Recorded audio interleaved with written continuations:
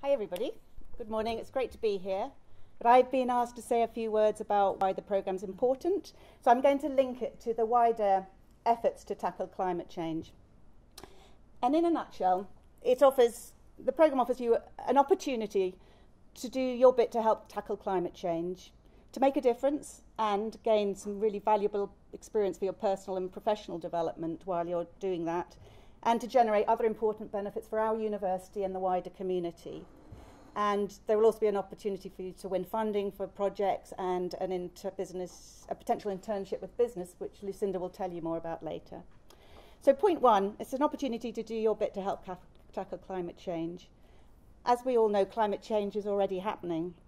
We've already seen the impacts of extreme weather events here in Oxfordshire.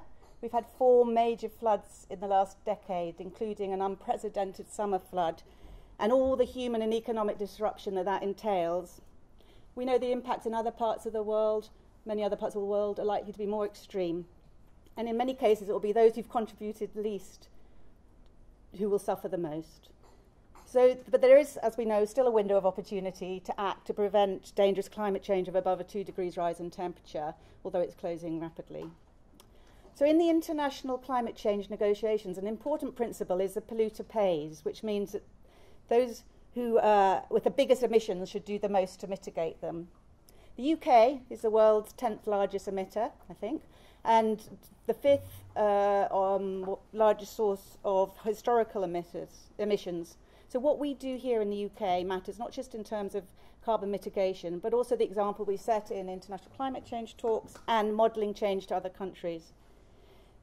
Our university, is considered a large emitter nationally. It's also a large emitter in terms of Oxford City. In 2011-12, it emitted 70,546 tonnes of carbon emissions. And as individuals, we also have a responsibility to take action. The average carbon footprint of someone living in the UK is around 10 times greater than the average African footprint. So, of course, tackling climate change poses a really profound challenge to us all. Energy use permeates all aspects of our lives. So reducing carbon emissions will involve changing the way how we heat and light our buildings, how we power our transport that we use to get around, the way we produce food, the goods and services we buy. And this is going to require mass engineering, re-engineering of our technologies, our infrastructures and buildings, but also changes to our personal behaviours and the way we live. As one study showed, around half of the emissions of a building can be attributed to human behaviour, with the other half to the physical fabric and equipment, appliances, so it's both. But we know what to do. There's recognition that we need divestment from fossil fuel, new sources of clean energy such as renewables and hence storage capacity, improved energy efficiency and reduced energy consumption. And change is possible because we have actually, after all, just lived through a massive transformation with the development of the internet. And at international level, the divestment campaign is gathering strength. 2.6 trillion has been divested from fossil fuels to date.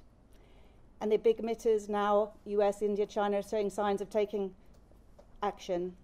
And actually opinion polls show that the majority of people are concerned about climate change. It's just that a significant minority don't know what to do about it. So the challenge we face is to provide the means to action with the call to action.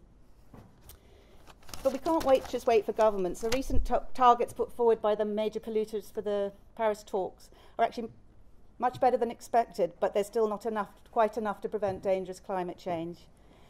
So we need change from the bottom up as well, which is what this programme's about.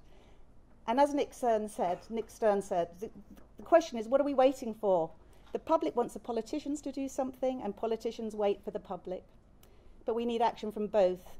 And this programme is one way for you to do your bit and show politicians at the same time that we want action from them. Point 2, it's an opportunity to make a difference. Our university has a capability and potential to be a leader in reducing emissions on its own estate, and modelling and catalysing that change to other universities in the UK and around the world.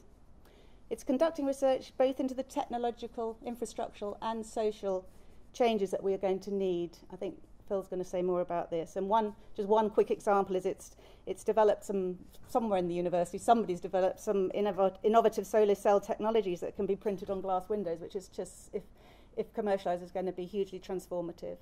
It set itself an ambitious target to reduce its emissions by 11% by 2015-16 and 33% by 2020-21 compared to a 2005-6 baseline. And it's already achieved a considerable amount. Just a couple of quick examples. It's installed quite a lot of solar PV across a range of buildings, which is saving 236 tonnes of carbon per year already. 125 tonnes of carbon per year. It's also replaced, for example, all the lighting in the Ashmolean with LEDs, which is saving another 236 tonnes of carbon. But there's still a lot more to do. In 2013, Oxford was ranked 24th in the ranking of Russell Group universities, so we've got to get up that ranking. This competition is going to focus on generating further action on alternative sources of energy, behavioural change, changes to laboratories, building fabric, building systems optimization. Now, as innovators, I'm sure you'll all be able to generate some amazing ideas. But if you need inspiration, there is a huge amount of know-how and creativity and knowledge across the university, but also across Oxford and Oxfordshire, which in a sense is almost becoming a living laboratory for the kind of climate change solutions we need. There's so much going on here, and we can direct you to some of that if you need it.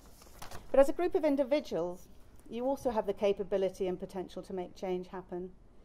So, don't think that the scale of the problem is ever too big for you to make a difference. We know that small individual actions, when aggregated across a large number of people, can make a difference. But also, research actually shows, research into previous transitions, that when so-called niche innovations interact with external pressures such as climate change and policy reforms, they can end up being scaled up and mainstreamed really rather quickly. So my own experience of how a niche innovation can lead to a wider change was with my involvement in Low Carbon West Oxford. It is a community level initiative, and a group of us just got together and we created an innovative approach to reduce our community's carbon emissions. But then that catalysed the creation of a number of other low carbon community groups across the city who started adapting and using our aspects of our approach.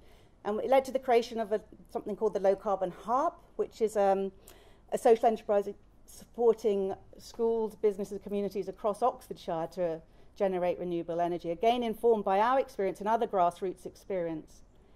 And it enabled us to become one of the first pathfinding organisations of Low Carbon Oxford, which is a network led by the City Council of around 45 public, private sector and civil society organisations who are collaborating to reduce the city's carbon emissions. And together they represent 40% of the industrial and commercial footprint. So it was important that at the beginning there were people who were acting as pathfinding, saying change is possible, basically. We were one small bit of that, but it led to other wider things. And I suppose the challenge now for us collectively is to influence government policies so that can support the kind of changes we're trying to make at local level. Better support, I should say. Anyway, you're probably some of the most creative and intelligent problem solvers perhaps in the world, and therefore well placed to find solutions to the climate crisis we find ourselves in. And the positive thing is there's so many opportunities to do so. As Margaret Mead said, never doubt that a small group of thoughtful, committed citizens can change the world. Indeed, it is the only thing that ever has. I also speak from personal experience when I say if you get involved in this, you're going to have an incredibly satisfying and motivating time. You might face many, many barriers. That was our experience. It was incredible, the amount of barriers that we came up with when it was something new beginning. But if you keep the motivation and keep going, you can achieve a huge amount. And it will also provide you with very, very valuable experience for your personal and professional development. I have learned so much from practically trying to make change happen, and that's really enriched my research, and perhaps I wouldn't even be in my current job at the university if I hadn't done that. So finally, it's an opportunity. Carbon reduction provides an opportunity also to generate related benefits for our university and the wider community, important benefits. There's a growing body of evidence that shows how carbon reduction across many fields, transport, food, energy, generates a range of important related social, environmental, economic benefits. By helping our university reduce its carbon emissions, so you can also help generate benefits for students, staff, and the wider community. So, for example, it's estimated that energy efficiency improvements alone could save the university up to 3.5 million per year by 2020, pounds, or around 23% of its £15 million annual energy bill. So those savings could be used to reinvest in other carbon cutting initiatives within the university. Or we could use them to finance more students' bursaries, or pay porters and canteen workers a living wage, or support local carbon cutting projects. And the refurbishments that happen will also increase demand for local trades, contributing to the local economy and helping boosting jobs. So just to recap, this competition is one way that you could do your bit to help tackle climate change, help make a difference by creating the solutions we need to find a way out of the climate crisis we find ourselves in, and acting as a beacon of hope and a pathfinder for others. It's an opportunity to gain valuable experience for personal and professional development, and to generate valuable benefits for our university and the wider community. So thank you very much, and good luck and have fun.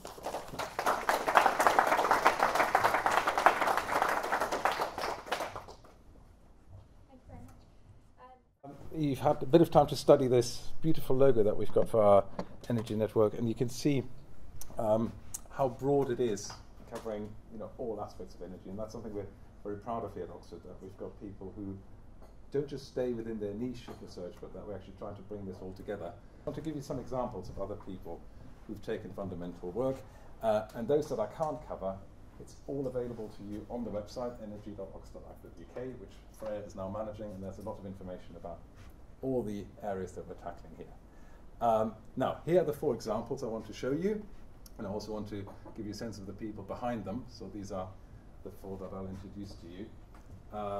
But right away, I mean, they're great people, don't get me wrong, but can you see something that's wrong with them? They're all men. They're all men. All of them are men, and that's a very common problem, and I'm delighted to see I've got a lot of women in the room, so please make sure your picture comes up here in my next presentation on this topic. Right, let's start with a bit of rocket science. So this is Thomas Povey. He concentrates very strongly on making jet engines better.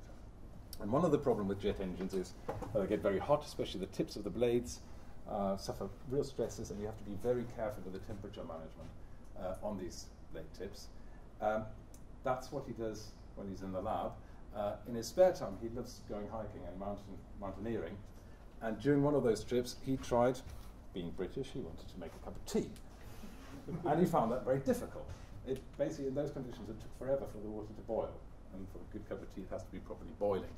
So that got him thinking whether he couldn't apply some of his rocket science research on thermal management to something as humble as the pot that he was trying to do his water in.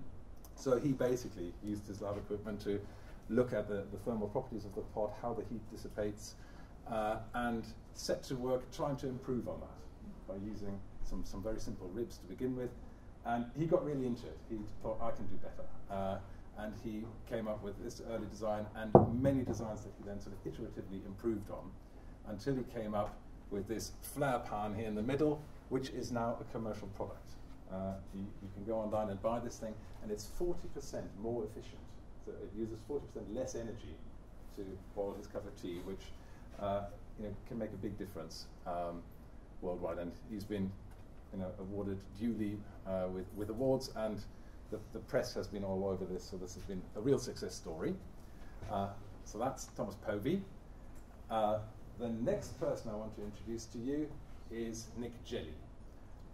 Nick Jelley is a physicist, and he did proper physics, developing the collectors that you need to spot neutrino interactions in large detectors. And usually no money is spared on those sort of instrumentations. But he discovered that with a bit of optimization, he could come up with a relatively simple 2-mirror arrangement that can collect light and focus it. And he transferred that from his advanced physics application. I thought, well, look, we can use this to build a very simple, very cheap solar cooker. And this is incredibly important because 4 million people still die prematurely, and prematurely means something like 10 years of their life they lose, purely because of the poor air quality, and a lot of that is indoor cooking. in developing countries, where people sit over a stove with filthy fumes. So it's a real problem, which he's addressing by building a solar cooker, because a lot of these countries have ample sunlight, and this design is now being tested in Kenya to basically just focus sunlight onto a pot, ideally Povey's flare pan, to provide clean, affordable and sustainable cooking arrangements. So that was the second one. Now we're coming on to Mike Mason, who's one of our more unusual DPhil students. This is Mike. This is Mike in his shed, in his own shed at home, where he built himself a lab. He is a rather successful entrepreneur himself. He founded Climate Care and made a due amount of money, and now he wants to improve the world, basically. So he started doing a DPhil here at Oxford, and his big idea is to basically look at bioenergy more holistically. He likes system thinking. So he's got some particular ideas that he addressed in his PhD, but he wants to put them into context, and the context is this. Our plant scientists are working on CAM plants, which are plants that have developed a very clever way to do photosynthesis far more effectively by losing less water. They tend to grow in arid regions, there are things like sisal, pineapple, and so forth. And they're very efficient in the way they use photosynthesis and need less water, so you can grow them in very arid regions that you otherwise wouldn't want to grow food on. So he's thinking of using those and then run them through an anaerobic digestion plant. Now, Mike's contention is the anaerobic digestion plants we're building at the moment are crap. They're very, very poor, even compared to things that don't even want to be good at anaerobic digestion, like a cow. So a cow, as you know, produces a lot of methane, but not because it wants to produce a lot of methane. As Mike says, they want to produce cow. The methane is an unwanted side product. Nevertheless, they found a way to produce this methane 20 to 30 times faster than our anaerobic digesters. So Mike's big idea is to learn from cows how they do this, what are the processes going on there, and then basically build a mechanical cow that can copy this process and thereby make anaerobic digestion much, much faster and allow it to be done on smaller scale, so you can do distributed anaerobic digestion from these plants that grow in arid regions. And then the last bit in the puzzle that he's very keen on is to improve the generators that you can then convert the gas into work again, which again ought to be done on a smaller scale. At the moment these things are big, so they're centralized, so they don't benefit local communities. So this, I think, is a very nice example where you have a sort of systems perspective on how these pieces need to fit together to have a benefit to rural communities in developing countries especially. Now, the last one, which I've already been hinted at, is our rock star scientist Henry Snaith. This is the man himself, and he developed the now very famous perovskite cell material. This is the only graph I think I'll expose you to. So for years we've been trying to improve the efficiency of solar cell materials, and in the 1990s people discovered that there's something called perovskite, which is really good as an LED material or for transistors, and somehow at the time nobody bothered to test whether it would also be good as a photovoltaic material, until he came around, tried it out among hundreds of other materials, and found it was pretty quite special. Some fundamental properties like the open circuit voltage that was unlike all the other materials he had. So he hooked onto that, and you can see the sort of stellar improvement in efficiencies that they got with this material, which is now already shooting past a lot of the competing technologies.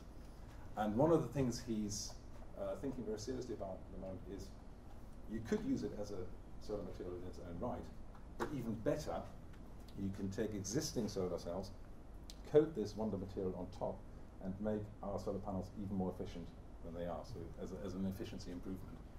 And this has the potential to move photovoltaics on quite substantially, because this material can be coated very, very cheaply. The other thing you could do is you could put it on flexible substrates that you literally just print roll to roll, and that's where prices of PV could tumble in years to come. So I think you might hear more of this material as time goes by. And one of the nice recognitions was that Nature magazine decided that there was only 10 people in the world who really mattered, and he was one of those, which of course is depressing for all the rest of us. Right, so these are the 4 people I wanted to introduce you to, as you'll appreciate, lots of others that are interesting, and you can find them all on the website. There are also case studies about some of the work that they're doing. But I'll leave it there and now allow you to copy that example. Thank you very much and good luck.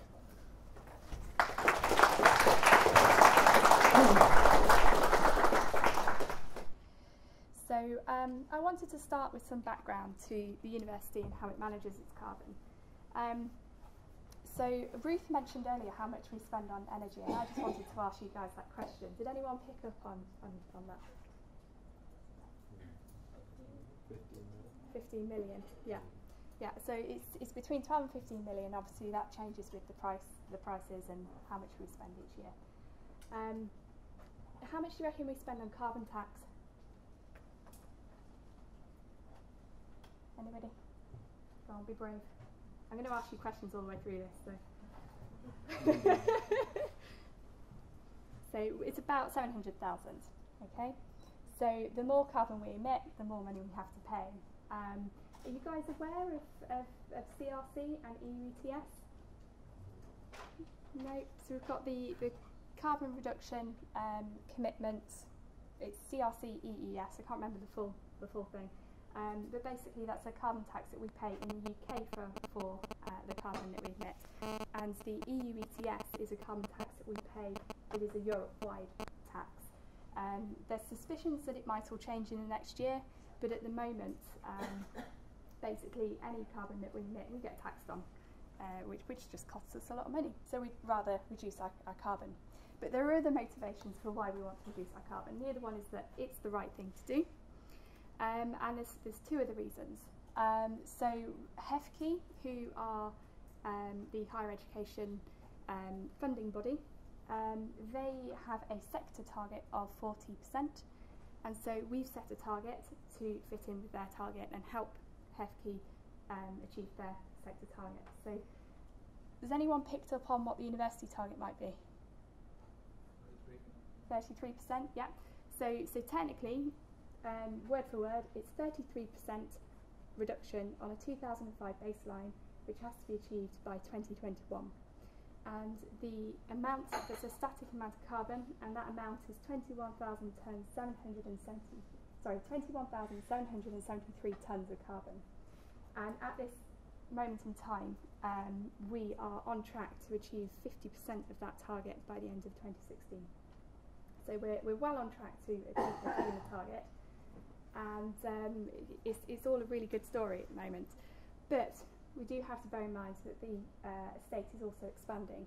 So have you guys had a chance to see the new school, Blavatnik School of Government? It's gone up, yeah, spaceship style building. I think there's new maths that's gone up as well, and we've got the BDI building going up at the Albury campus. So we're constantly either revamping the estate, making it more efficient, or expanding it. So we also need to start thinking about how we can stop and reduce the carbon that expands beyond the target that we've been set, and that is helping to contribute towards HEFCE's target. And there's one other target in Oxford. It's a local target, and that's another 40% target, and that's for Oxford. So we've signed up to the Oxford Council target to basically say, yeah, we're going to help Oxford achieve this target. So we are well and truly tied into this, and it's something that we really, really want to achieve. So I talk about carbon, but I'm aware that some of you in the room might not have necessarily focused on carbon that much. So one of the things I just wanted to define was, what is carbon? What's counted in this programme that you're here to look at today, and what are we excluding? So carbon is typically broken down into Scope 1, Scope 2 and Scope 3. We're only going to focus on Scope 1 and Scope 2, and that is electricity that we bought, so it's fossil fuels that have been burnt elsewhere and we've then bought that, or fossil fuels that have been burnt elsewhere, we've then bought the heat or we bought the steam, which you might not necessarily know about at this point in time, but there are buildings, trust me, there are buildings out there in our estate that are run from, for example, hospitals that provide us with steam and heat for our buildings that are joined to it. then also any fuels that we burn directly on site. So we also have generators and oil that we burn on site, that sort of thing. Okay, and gas, of course, there's gas. So moving. Scope 3, Scope 3 is carbon that is emitted as a result of another business or service that we might buy in. So if we were to buy a product and that is transported to the university, the carbon, it's like an externality. So the carbon emitted as a result of that product, and then transporting that to site where we've purchased it. So there's plenty of definitions and diagrams on the internet as well to help you if you want to look that up. At the end of the day, we'll also hand out little cheat sheets to remind you of all these. I can see quite a few of you scribbling, so don't worry. We'll give you all this information written down. So we've covered what carbon's included, and we've covered our carbon target. But how are we getting to that 50% already? What have we done? And how are we going to get to the 100% of that target? Any ideas? Yeah. Recycling scheme? Cycling scheme. Yeah. So that would reduce transport by university-owned vehicles. Yeah. PV. Yeah. So we're doing quite a few solar PV projects at the moment, which is directly reducing the electricity we're purchasing. Yeah. Better insulation. Yeah. We've recently just insulated the roof of the physics building, and we're going through a process of insulating all of our pipe work as well. There's a lot of heat lost through pipe work, and we've got a lot of old buildings out there. Lighting. We're doing loads of lighting. Absolutely tons. I think actually it's a good chance to introduce a member of the panel. To my right, you'll be forever remembered as the lighting guy now. Sorry. I don't lighting. So Rob is the deputy electrical engineer for the estates department, and I quite recently gave him about £2 million to basically upgrade all the lighting in the estate. Well, not all of the lighting, but it's a big party. So we're upgrading to LED where we can, and we're trying to tie that into repairs and maintenance work. So Rob works within the repairs and maintenance team. They will go through and rewire a building, and we'll say, okay, well, we'll give you some extra cash to go and do the lighting whilst you're doing that rewiring. It reduces our costs, and it's low on installation costs, basically. So it's a really efficient way of doing it. Any other ideas? Yeah? Ground heat pumps? Ground source heat exchange, yeah. So the new buildings that we're putting in all have ground source, well, not all, but some of them have ground source heat exchange in them. It's a good way of providing heat to the building and cooling. Yeah? Smart monitoring? Smart monitoring, yeah. So there's a chap at the back of the room here. Jonathan, do you want to put your hand up? Jonathan is our Deputy Energy Manager. He's actually responsible for all the metering on our estate. So if you have any questions on metering, John's actually in the room today.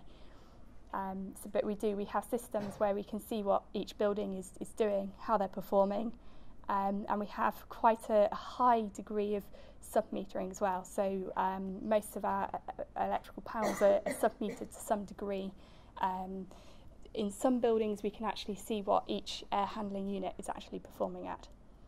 So depending on what projects you choose, you may find that the metering is already there for you, and all you need to do is look at the data, which is quite exciting. And it's not a norm. So when you get out into the working world, you'll see that actually a lot of companies don't do metering. They don't have energy management programs. I'm ex-mining and ex-quarrying, and we really didn't know what we were doing at all. We had to install meters and stuff, and I spent the last 5 years basically installing meters so that I can understand what was actually going on before I could come up with a solution for what we wanted to do. Yeah. Avoiding plastic bottles, is that scope 3? Or would that would be scope 3, yeah. Yeah. So I will actually apologise for this now. I very specifically asked for us not to have bottled water because it was a sustainability event, and you'll notice that the lunch is vegetarian. All great sustainability things that we're trying to promote, but we're going to have to start on a journey of discouraging water bottles in the university, I think, but it is Scope 3. So yes. Okay, so all those projects need money, and that's, you know, let's come down to the cold hard facts. We need money. Where are we going to get money from? So researchers generally go for grants. They go for private companies that provide money, or they charities, or lots of other ways of getting money to do projects. We are really lucky at Oxford University because the council have given us £14.6 million to achieve our target, our carbon reduction target. So that's my budget, and that's why you're all here today, because I want to give you guys the opportunity to get your hands on some of my budget and to play with it and try and make carbon reductions in the university in a really fun way. So I do a lot of serious projects, and this is one of the fun projects, trying to get you guys involved and engage with the student population and the staff population. So of that £14.6 million, I think we've got about 7 left. 7's up for grabs, all of it. And in March of next year, I'll be putting together a proposal for the following year's projects, and that will probably be around £2 million. We do about £2 million each year.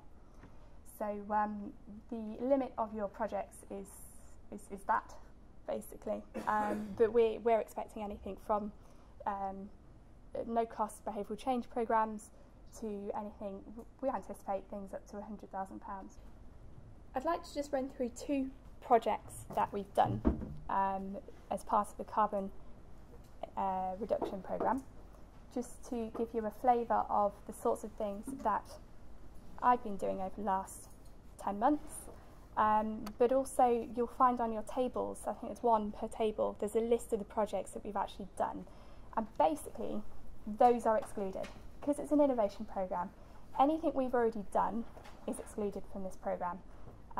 So one of the most successful things that we've done is the Building Systems Optimisation programme, and that includes 30 buildings across the estate, some of the most energy hungry buildings, and you'll see there's a little blue diagram just over here which do have a look at on your way out.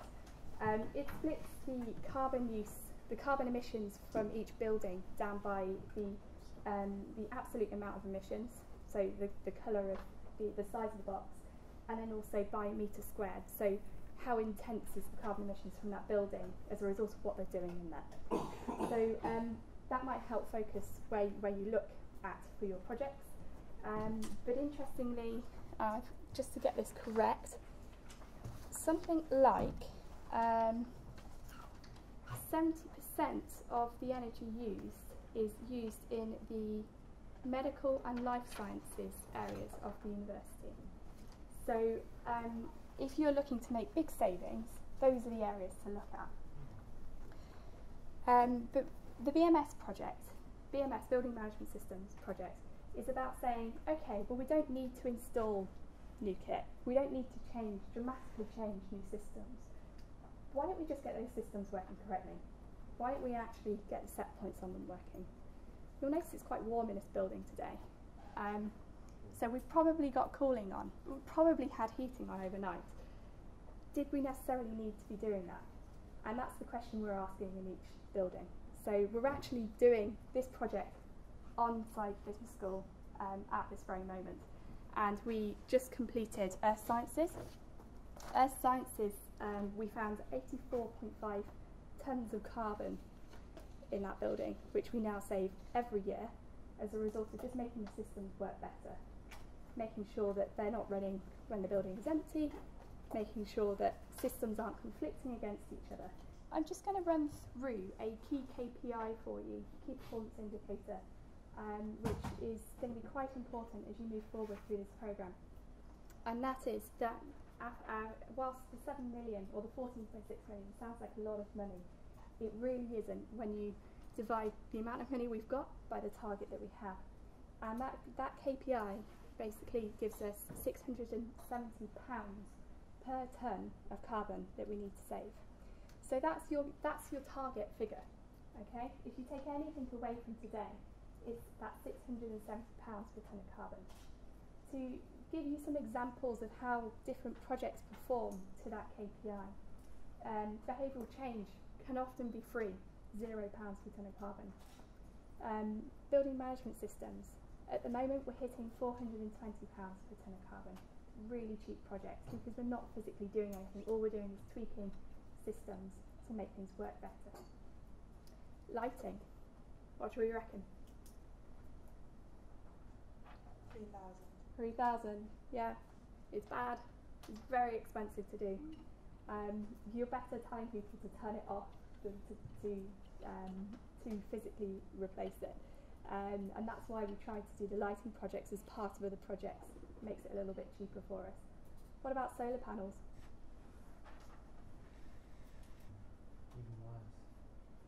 Even worse.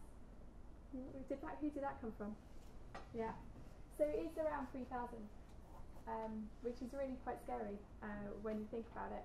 But we are doing solar, and the idea is that we do some expensive projects and we do some cheap projects, and hopefully we balance out in the middle somewhere. So we're looking for a whole range of things. Okay. So anything from 0 up to 3,000. But we would like those projects, ideally, to come in at around £670 per tonne of carbon. So take away that key KPI. Okay, so just to go through some other key details for you about the programme then, slightly less inspirational. You'll probably, how many of you, I'm new to the university, so I'm not entirely sure how the collegiate system works, but do any of you live or actively work at a college? Yeah, okay, quite a few of you. Okay, so the way Oxford University works, the Estates Department don't actually manage the colleges. So for the purposes of this programme, the colleges are actually excluded. So before you get excited about any projects that you might want to do in a college, it's actually excluded. Apart from the two colleges we do actually own and manage, which are St Cross and Kellogg College. So any of you in those two? I saw a smile there. Yeah. Well done, guys. You can do your projects there. But for the rest of you, if you do come up with an idea within your college and you think this would work really well, if you need help on identifying a building where we could also apply it, then just ask. There's lots of people in the room who can help identify it. So it's a tricky challenge that we're setting you guys, and we're hoping that we're going to have some really great ideas that come out of it. But obviously, what do you guys get out of this? So in December, there will be what we're calling a carbon den. So have you heard of the Dragon's Den? Yeah, on TV. So this process is based on Dragon's Den, which is, there's a couple of heads shaking. For non-UK based people, there's a Dragon's Den which is basically set in London. There's a couple of entrepreneurs that have lots of money. They sit on a panel with their money, and people come in and present a business case idea, and then they say, yep, okay, I'm going to come in as a partner in your business, and I'm going to give you money to kickstart that business. So we've based this on that sort of concept. So the panel that I talk about will be the Carbon Den panel.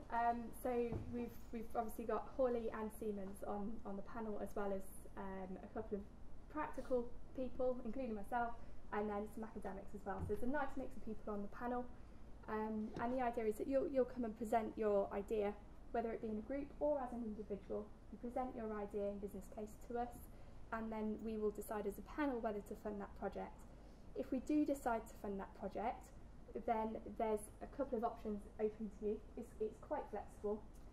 Depending on what it is you've identified, we could allocate that funding to you and help you over the second term implement that project, and then you present back in April the success of that project, what you've done, and then in April we allocate awards. We've called them the Carbon Innovator Award, and the Environmental Sustainability team have a sustainability showcase event at the end of each year where we give out awards for Green Impact, and we'll give out the Carbon Innovator Award, so you'll be asked to attend that to receive your award. For bigger projects, there's a little bit more flexibility in it. If it's something that needs a bit more time, then you can present your progress in April, or you can wait for the following year and come into the awards in the following April. Because if you do come up with a really big project, it might take us a while to get it off the ground and get it implemented if it's something we've got to physically make. So, but other things, I mentioned we've got Hawley and Siemens in the room. I've also got ECI, Environmental Change Institute. All three have career opportunities on offer, and there are various discussions around internships on the table. So for those of you who get through that first stage and you get funding awarded, there is the opportunity to talk about further opportunities beyond your university career. So that's why these people are in the room. So do take advantage of that.